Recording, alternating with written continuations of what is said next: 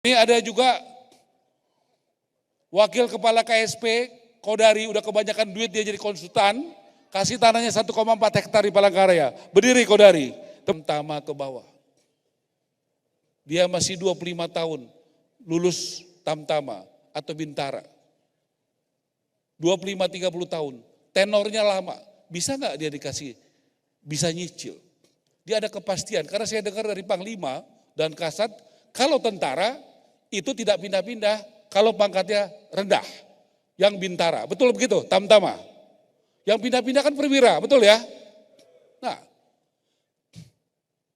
ya saya menggugah aja kepada pimpinan-pimpinan TNI, boleh nggak yang di luar yang strategis, yang buat kepentingan pertahanan keamanan, sebagian tanah TNI diberikan kepada prajurit-prajurit TNI yang berpangkat rendah. Dengan begitu, dia sudah punya jaminan tanah dan dia sudah bisa punya jaminan dari slip gaji dia. Kepolisian.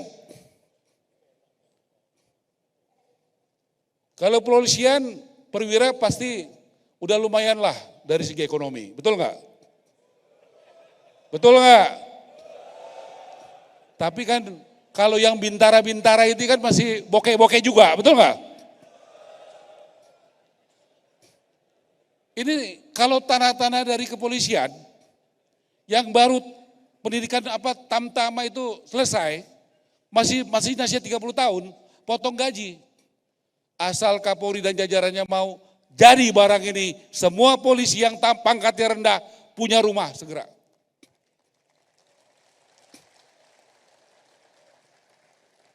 PNS yang masih kere banyak nggak?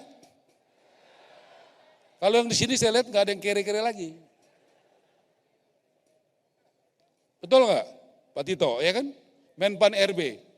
Kalau kita mau ngurus masyarakat, apa susahnya Pak? Ada slip gaji, ada tanah dari koruptor, tanah dari konglomerat, tanah dari KPK, tanah dari DJKN, masa kurang? Tanah dari Pak Nusron. Ini ada juga wakil kepala KSP, Kodari, udah kebanyakan duit dia jadi konsultan, kasih tanahnya 1,4 hektar di Palangkaraya. Berdiri Kodari, tepuk tangan nih, begitu.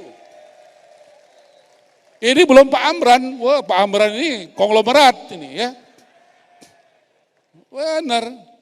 Kalau Menteri Tenaga Kerja UKM, ya kan? Kalau Pak Amran konglomerat, nanti kita harus kasih contoh. Orang-orang yang sudah diberkati ini, mari kita berbagi.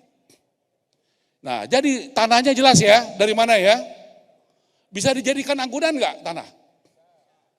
Nah, tolong Pak Nusron prosesnya jangan lama-lama. Tolong Pak Anggito, Departemen Keuangan prosesnya jangan lama-lama. Nah, dari mana lagi pengurangannya? Nih, Bapak-bapak coba yang bupati, wali kota angkat tangan. Mau nggak bantu rakyat kecil? Janji. BPHTB buat rakyat kecil dinolkan. Siap. Kalau yang real estate tetap, tapi buat rakyat kecil dinolin. Siap. Tepuk tangan buat bapak-bapak. Udah selesai kita. Itu udah penghematan 5%. 5% udah penghematan. Ya, di sini ada persetujuan bangunan PGB, ini sering jadi hambatan. Pak Mendagri sudah bantu, biasanya 45 hari. Berani nggak Bupati Wali Kota? 10 hari nggak jalan, nggak ada keputusan, jalan barang itu izinnya. Siap nggak? Bener nih. Udah Pak, ada kepastian hukum, 10 hari perizinan akan keluar. Terima kasih Bupati Wali Kota. Karena nggak bisa jalan kalau nggak gotong royong. Menteri ini nggak bisa apa-apa tanpa bapak-bapak semua. Ini saya kasih tahu tadi, Pemda dan Mendagri. Penyerdanaan persyaratan, ini pekerjaan bersama Pak.